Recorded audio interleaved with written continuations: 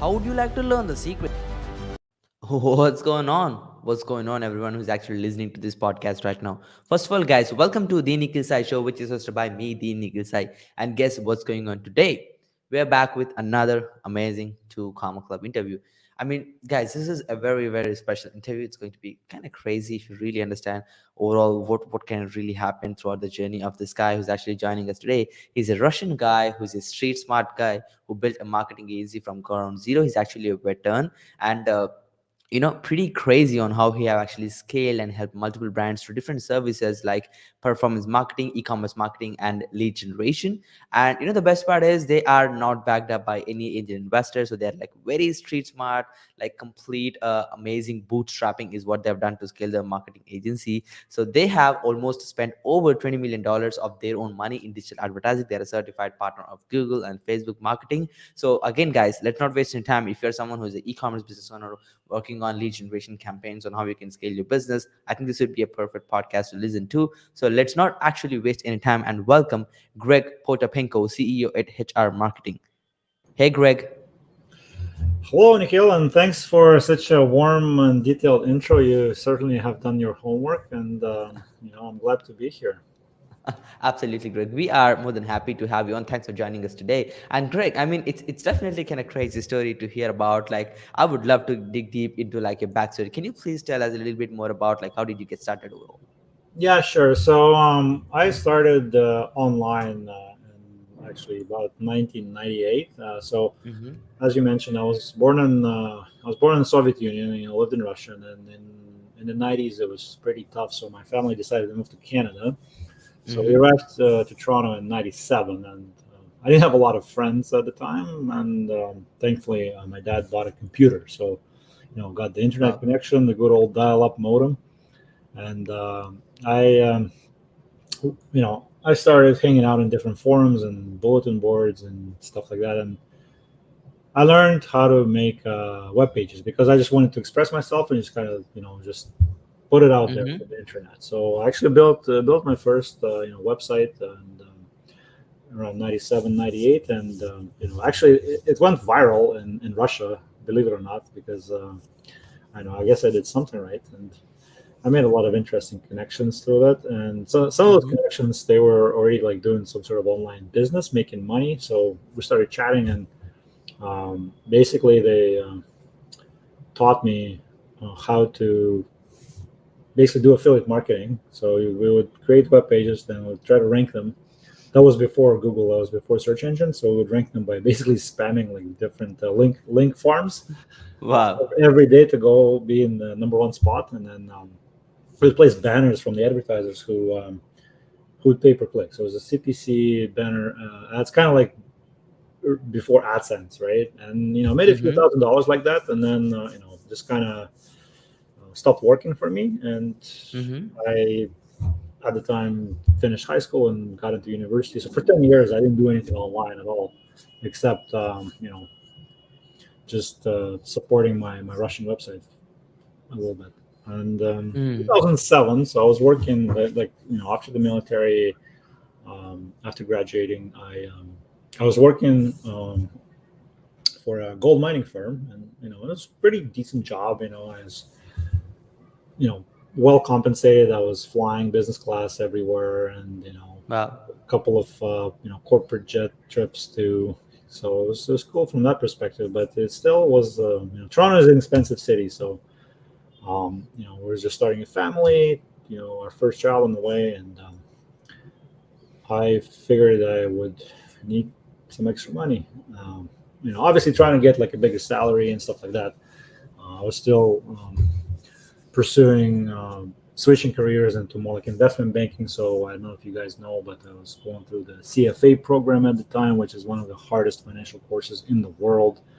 Mm-hmm. Like 2/3 of people fail it. But anyway, Wow. so yeah, basically I was doing that, and then I was still serving in the military part time in the reserves and working full time, and then I decided to start a business. So I stumbled upon again a bunch of guys who were making money online, and they had a forum. and basically they were generating leads for financial firms in UK at the time, and Mm-hmm. using Google PPC traffic, search traffic to convert those clicks into leads, and I decided to try it out. So I remembered how to make websites, so I built my first like lead generation funnel. It was actually kind of like an early precursor to what ClickFunnels is now doing. Wow. In 3 clicks, I had to build it in Notepad and HTML, but basically I was like, how much money do you need? Is it secured, unsecured? Are you homeowners? Simple A opt-in series form. of Wow. questions, leading the person through the process, through the funnel, and Mm-hmm. then giving them different type of a loan recommendation based on the answers. And then I tried to figure out Google Ads and started running traffic, and then I lost $5,000, which is where most people would quit. Except I didn't. I was pretty good with data because of my financial training. So I actually went back, looked at the data, and I realized there were pockets of profitability, and that's kind of like your basic optimization of paid traffic campaigns. Uh, Hmm. so I killed everything that wasn't converting and scaled up the stuff that was converting, and then I made millions of dollars. No, because it was 2008 and the financial crisis hit.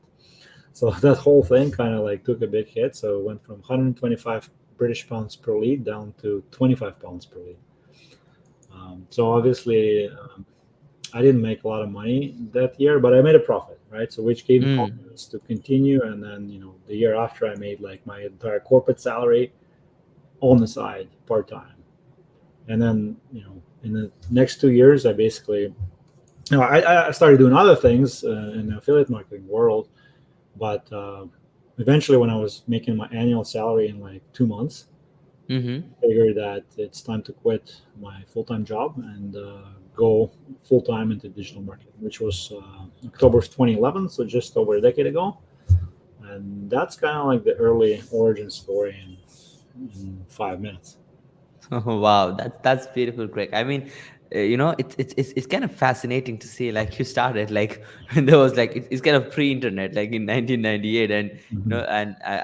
and I'm very excited to kind of see like how you made through this far, and that's amazing, brother. So now like you're actually transitioning to full-fledged digital marketing agency, obviously helping high-level brands scale up. So we would love to hear, as you are specifically like helping e-commerce business and you're like experienced into e-com, I would love to hear like your pick on like how to actually kind of find like trending products, because e-com is all about like Mhm. selling the hot new thing, right? So how can someone actually find the top trending products at the current time?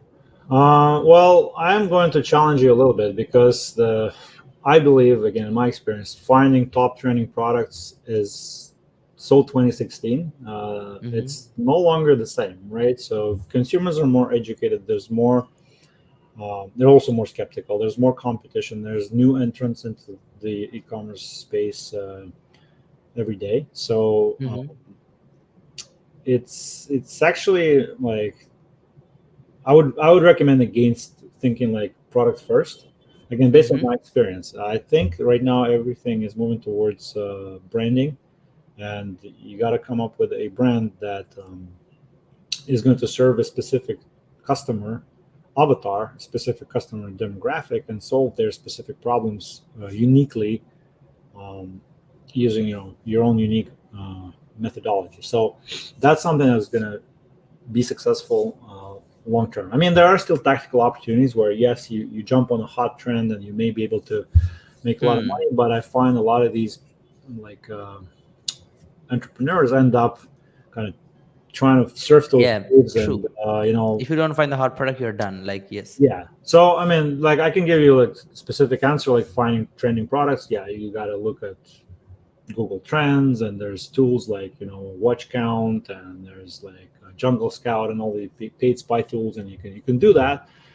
In my experience, it can work temporarily, but Mm-hmm. you, well, then you can either try to turn that into a brand, which is kind of what we've done with one of our early products, actually the one that earned this thing. Mm-hmm. Wow. But I mean, I think right now if you start like with the customer in mind, that like people you want to serve, like what Russell teaches, right? Um, then It's you're going better to to be build a more brand overall. successful than just like trying to hunt and okay, what's everybody running, and let's do that. Like that still works, and it's very much prevalent in affiliate marketing too. Everyone's spying on each other and ripping each other's like funnels. But what it Yeah. does is like it fills up the cup, so Uh-huh. to speak, to the point where like there's a point of diminishing return. So if You you have no early more on, room. Yeah. yeah, if you early on a trend, like think about, I don't know, masks Mm-hmm. when COVID just hit. The early entrants, especially those who were able to combat the disapprovals in Facebook and Google, they made a ton of money. Ride the flow. Like if you're Yeah. going to launch a mask product today, are you going to be very successful? I don't know. Like that's Not kind of really. what you got to be Mm-hmm. thinking about, right? I think that's a beautiful perspective, Greg. Appreciate you actually mentioned that. I think this really brings back to the point, like, again, 2016, as you mentioned, it was the hot ride, like who does the fastest, product selection and scale it up. But now it's more about like brand building and long-term store creation, where like you have like a tribe of customers who are loving your brand and buy continuously from you, because there is no other way to become profitable other than building like sustainable brand. And one of the main problems is like when you actually, because you want to sell something long term, right, you need to stick to kind of a product, right? So the problem is, obviously it's going to get saturated, so many people see that there's an opportunity, and the kind of product gets dead, like not a lot of people are like ready to Yeah. buy because they already purchased it, right? So like you are the master, when it comes to e-com here, so we would love to hear like how to actually revive a product. Like what do you think are the strategies which can help me to like sell that, long-term product and revive that, where it can actually be sold once again through our store. Yeah, so that's an excellent question, and I think I've actually kind of have it answered in one of the case studies that are posted on my website. Not sure if you went to it or not, but basically, there's a couple of ways of doing this. So one is Mm-hmm. you basically find a new audience for your quote unquote dead product, and just Mm-hmm. sell the same product to them. So, for example, you know, in our case, we were selling an inspection device that you'd normally sell to car mechanics, and Mm-hmm. we were having some sales, but it was not really scaling because it was sold to car mechanics before for several years, right? Mm-hmm. And we almost gave up on it, but then like I've served in the military, and then I watched a movie about how some of the special forces use like under the door cameras to see what's going on before they go for the breach. So I was starting to look for some sort of YouTube videos about that, but then I found a video of people trying to inspect their gun. And I'm like, what if instead of inspecting an engine, we use our thing to inspect a gun? And we basically tried that approach, and it blew up because the gun owners have never seen that device before. It's untapped And, market. and boom, all of a sudden you started selling the same thing to a new market. Then, of course, and this leads me to my next point of how to revive that product. So typically, it's not my stat, but like I heard it from someone famous. I forget who it is, but they're in the direct to consumer space, and they say normally, even if you come up with a completely new product, like it never existed Mm-hmm. before, you only have 18 months before somebody moves in and pretty much copies you. Like they can't copy you outright, but they can create a very similar product or even a better one. So that's Mm-hmm. your window of opportunities, a year and a half tops. Then you have to innovate and revive that product. So what you need to be doing is listening to your customer and adding features, changing things that don't work, improving on it to come up with the next iteration. So that's another way how you can revive that product. So we listened to customer feedback, and based on that, we released a new version, unique, that actually did not exist at the time. This was 2018, Yeah. and that kind of created the second wave because the first one was kind of dying down, and then we released a new version based on Change it, you listening to the updated. customer, and that's the second wave, right? So that's kind of what two ways that you can quickly kind of make a quote That unquote dead product work. Sell it to a new audience, or listen to the audience and improve it and make the next version that's better. That's beautiful, Greg. I think it's about like again using your tactics of being a veteran and applying that into business. Like really, that was beautiful. Like understanding like, hey, how can I sell this product to same people who are in need, who are untapped, and just shifting that one gear, got your store to blow up. And the second way is also pretty beautiful, brother. And now I think this brings back to the third question we actually have, which is okay, now you are reviving the product, and the product is kind of very well known. Let's say like fidget spinner or like all of this products which are like already almost everyone know because it kind Yeah. of marketed heavily right now. and we can't still change the product because you already like built a brand, and we need to deal with the saturation at scale and still be profitable. And that's where like I think e-com is really struggling right now. So like how to actually deal with saturation at a real scale, like at a very scale phase. You're having hundreds of competitors copying you every day, 100 users opening. How do you deal with that scale and still stand out of saturation? So first, a disclaimer: I don't think I have dealt with something as at that scale of fidget spinners, so I can't Hmm. comment on that level of saturation. But basically, like, you know, the textbook answer is like you got to do what others aren't doing. So like if everyone is promoting the same, phone case on Facebook ads, right? So then, Hmm. okay, you're going to definitely reach saturation at scale simply by the sheer number of merchants. But then what are they not doing, right? So for first things first, like, maybe they're not doing, Google ads or Pinterest or TikTok. Like you can start, maybe they're not doing affiliate marketing, maybe they're not doing influencer marketing. Um, Mm. so like there's different things online where um, you can be where your competitors may not be yet, right? Wow, different pools of traffic. Great. And then there's a whole offline world, and I mean that's kind of going into the uncharted territory from e-commerce. But like to give you an example, so we've been, for example, with our one of our brands, we've been selling it for well over four years online, tens of thousands of orders and everything. And then I go to a trade show in Las Vegas 2 weeks ago, and nobody at the trade show has seen it except for two people. You know what I mean? So that means there's a whole ecosystem of people who aren't on Facebook, or maybe like aren't Wow. older people, whatever. They shop offline. They go to their favorite store. So that's another thing where you think you're saturated, But but actually not. so Yeah. fidget spinners are actually not a good example of that situation because they were everywhere. They were in every dollar store. They were in every store, like Yep. even offline. So that's like the next level. But I Hmm. mean, if you're saturated online on Facebook ads, like chances are you're not saturated on first of all, other online Different pools of properties. And audience. there's a whole different world offline. So you can start going to trade shows. You can start doing traditional PR. Like we were able to get editorial in magazines in print, and that's excellent. There's brick and mortar retail potentially. Like there's all of those venues that are open to push a Hmm. product in front of people who haven't seen it before.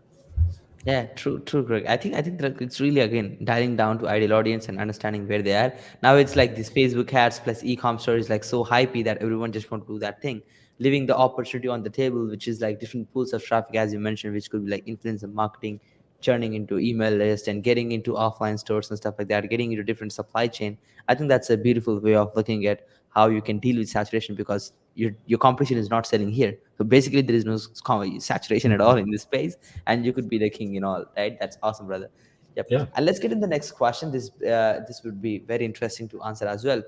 I mean, you've been spending heavily on advertising for your own brands and the Mhm. clients you actually help with, and different people overall. Like when it comes to like running ads and marketing, right? And again, it's gonna be tough to determine. Like if you would kind of get into like pros and cons of scaling up, what do you think is like the main difference between like running Facebook ads and AdWords? Well, that's a whole different topic in itself, but you got to understand the fundamental. Like, if you again, I don't know the knowledge of an average listener to your show, but let's assume you don't know much about either. So Hmm. they're different systems, right? So Google ads and Facebook ads, they're first of all they're very different in terms of the mindset of the person who is either on Facebook or Instagram or whatnot versus person who is on Google. And remember, Google Ads is not just AdWords. AdWords actually is no longer a term preferred by Google. They rebranded to Google Ads simply because that notion that everybody thought that Google Ads was just AdWords, which is PPC search ads, which is not true. They also have a huge Yeah, display YouTube. network, banner ads. They have YouTube ads, which is video format, and Hmm. they have other things like you know.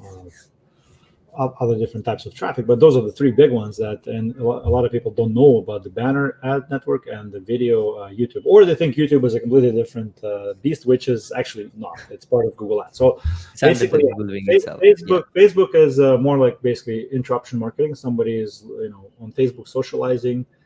going through content, and then boom, they see your ad. So that's a different mindset versus search, where I have a problem, I have a toothache, my I'm locked out of my house, or I need a solution now, or I'm trying to buy this, you know what's the best case for my iPhone, and then I want to research that. So Hmm. that's a very different mindset. And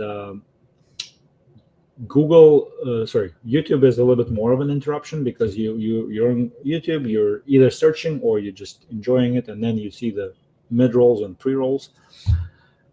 So that's more like Facebook ads. And then display, it's also more like interruption, where you know you might be just browsing whatever website and see a banner ad, or you could Hmm. be doing that research, reading a review blog And find about the right ad. best phone cases, and then there's an ad. So it's kind of you know Hybrid model of all hybrid it. hybrid thing. But in essence, like, if you have the budget and you have the capacity, you want to be on both systems, because what happens is people kind of go from one to the other. So let's see, somebody sees your ad on Facebook.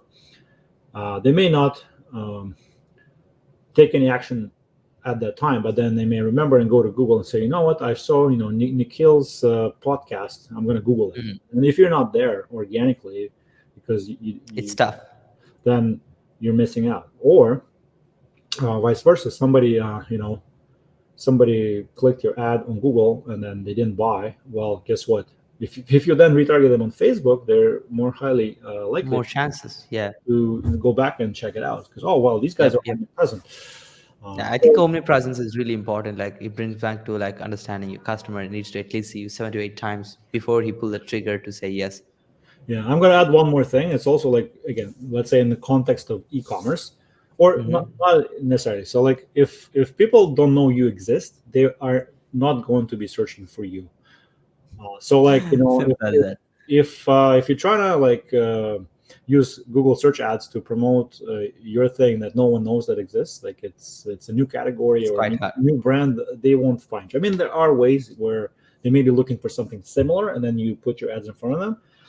Um, Whereas for Facebook, you could actually make yourself known by interrupting people. Say, hey, we exist, right? And then they're like, okay, cool, let me check it You out. build an awareness slowly and steadily by interruption Yeah, marketing. yeah. So that's another important dynamic that people need to understand, at least when it comes to search, right? They can still Hmm. inform people about your existence using YouTube ads, and to an extent, display ads. Yep. Awesome. Awesome. Great. Appreciate you actually going into detail on how both of them work. Let's get to Mhm. the next question about like you've been actually helping multiple brands as well to scale to the next level, right? As a marketing agency, you run HR marketing. So we'd love to learn more about like when it comes to acquiring clients as a marketing company or marketing agency, how does that look like for you? How do you keep on the pipeline? Okay, actually, I thought this was a different question. I thought you meant actually buying businesses, which I did buy a six-figure business in 2020. Hmm. Uh, Wow. but that's a different exciting topic Hmm.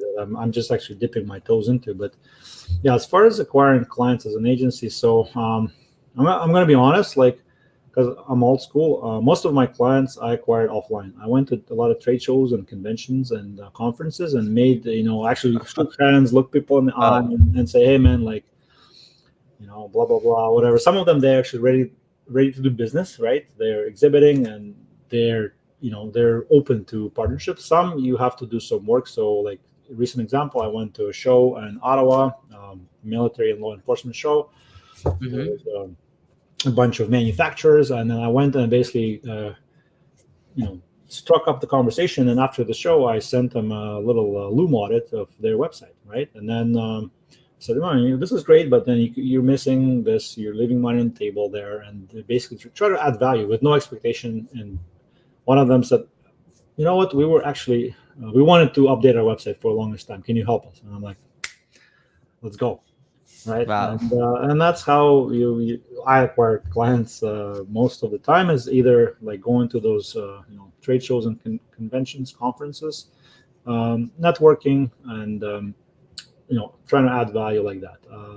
That's definitely trusting, Greg. Yeah, and again, just being fully transparent, I have tested the online client generation methods throughout COVID, Hmm. because I couldn't go to those trade shows, and I couldn't make it work, to be honest. Like the cold email, cold DMing, um, even running ads. It's kind of ironic. An ad agency that cannot generate its own leads online. Well, guess what? I couldn't, right? Like, I mean, we generated leads, but they weren't very high quality, and True.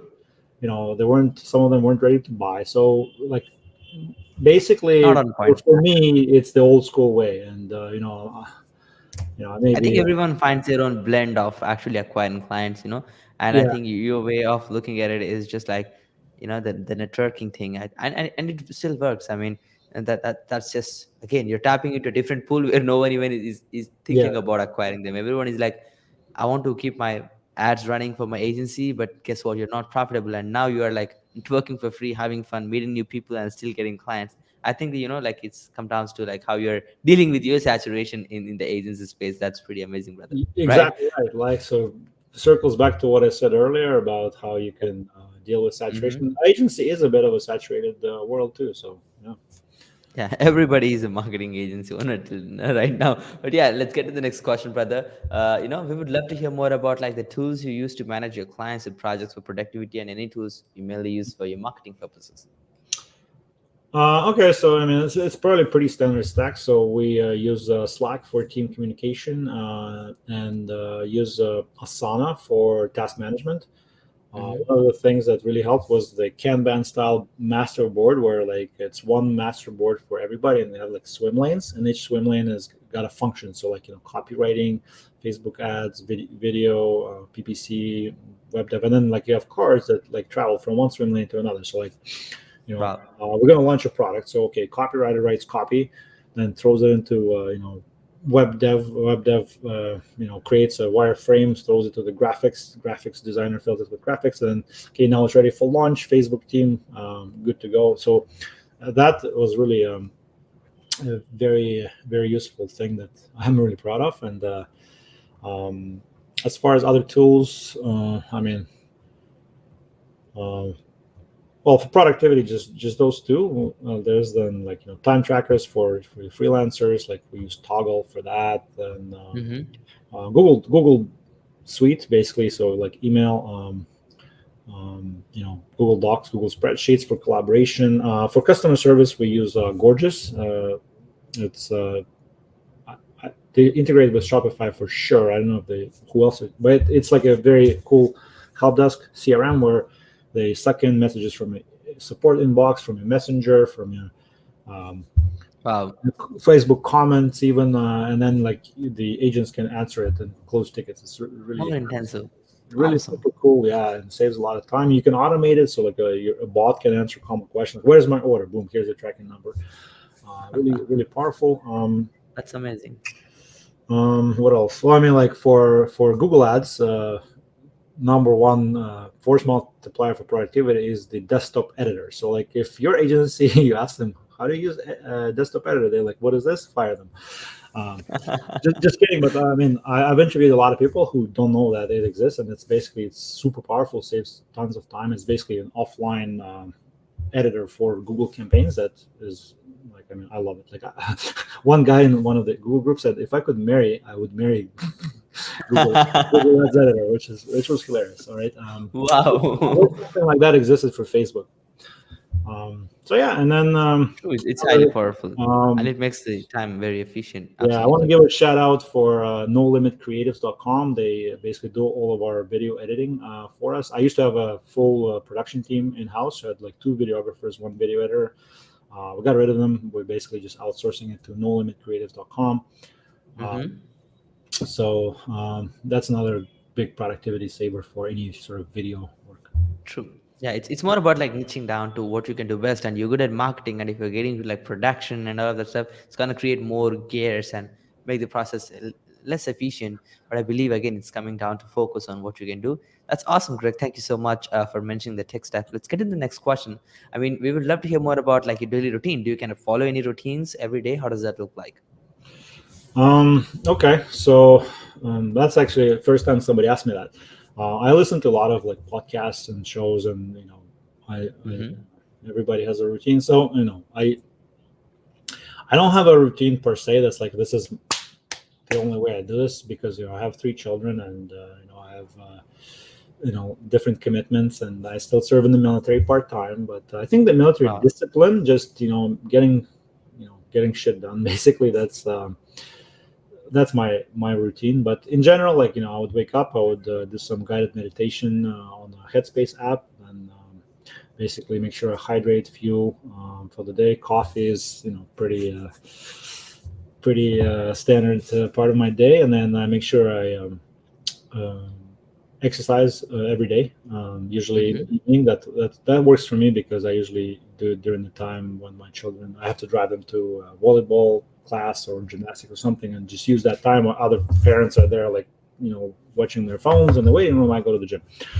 Um, so that's what works for me. Is and What else? Yeah. So basically, yeah, like Mm. exercising the body, exercising the mind, and properly fueling and hydrating the body. This is the routine. And then, work wise, I try to keep like a to-do list for the day. I need to get better at pre-planning the day, like the day before. So Mm-hmm. I'm working on that. That's one of the things I need to improve. Awesome, awesome, Greg. Appreciate you going into detail of how you actually manage your day every day. Let's get to the next question. If there is one suggestion you can give to a 20-year-old yourself, if you can go back and say, "Hey, Greg, this is the thing you should be doing," what would that suggestion would look like? Well, it's given my backstory, I almost wish I could say, "Hey, don't stop in 1999. Keep doing the online thing." I just found out there was a podcast about a guy who's a very similar situation. Also came from Soviet Union, also started online in the 90s, but he didn't stop, and he made 30 million by the age he was 19, doing what I started doing in 2007. He 19? started Oh my in God. 2001. Like, he basically, yeah. So I had that like 7 year gap, and if I were not to stop, I would have probably been farther ahead in business. However, like everyone says, like, don't regret nothing. This has made you who Yep. you are. It's So a journey. this is the journey. But yeah, I mean, kind of like a cheater's answer, I would say go back, like, don't stop, like, keep doing online marketing, right? Um, Yeah, it's gonna take up, right? So let's get to the next question, brother. So your life's biggest yeah. achievement so far and any next bigger goals. Well, I mean, I think I think my family and my children are probably my life's biggest achievements. And it's Mm-hmm. been a lifelong project. But uh, personally, I think I'm pretty proud of my fitness and health. You know, Wow. things like, I've just did an Ironman triathlon last year. Did a bunch of triathlons, marathons before that, and Wow. you know, um, that's kind of you know, it's pretty exciting getting there from Mm-hmm. being an unfit pack a day smoker back in the day to an Ironman. Like, that's, I think, a pretty remarkable thing that I Amazing wish transformation. everyone to do to get healthier. Um, and How about the next big goals? Like what is like the next thing you want to achieve? Well, I mean, in business, like, my next big goal is to have that. Uh, you The know 10x? the X thing. So yeah, I was working on getting from 7 to 8 figures. That was my next kind of milestone that I want to hit. Um, Mm-hmm. Personally, um, I don't know. I think I would be interested in climbing like a mountain, like, not Going to Everest, Everest? like KJ or Aconcagua, like one of those that you know that aren't going to kill me. Everest, I don't know. We'll That's figure awesome. it out.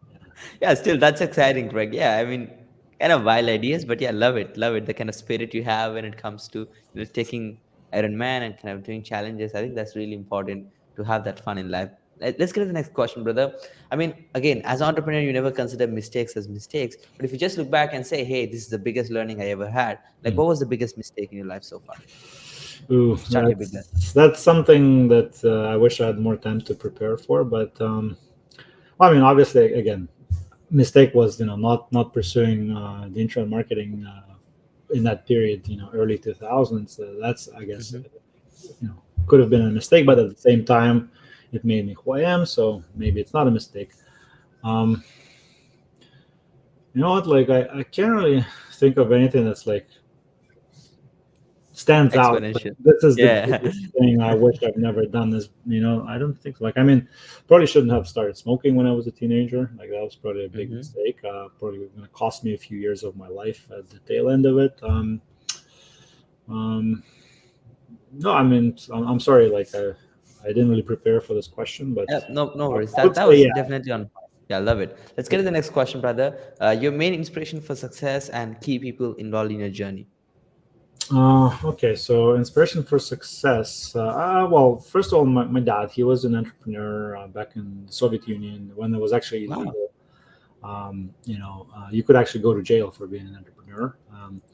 And then, I as a kid, I actually worked. One of the things they did, they had a manufacturing facility making apparel.